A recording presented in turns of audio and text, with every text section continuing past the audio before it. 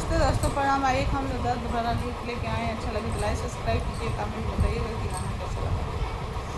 ससुरा से नीक नाई हरवे में बानी, ससुरा से नीक नाई हरवे में बानी।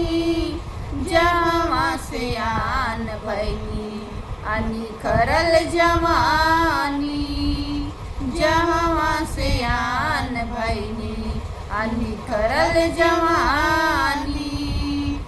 रौरा दुलार प्यारे हम कुछ न जानी, रौरा दुलार प्यार हम कुछ न जानी।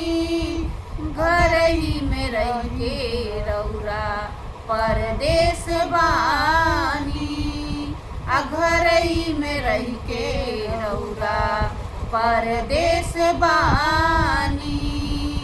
हो रही निकाल जाने राजा मोरा घर से, हो रही निकाल जाने राजा मोरा घर से। गईले सुबेर झूनी रात में शहर से, आइले सुबेर झूनी रात में शहर से।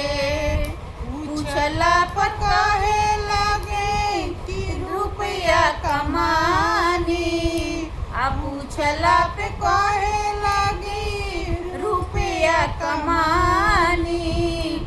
रौरा दुलार प्यार हम कुछ न जानी, रौरा दुलार प्यार हम कुछ न जानी।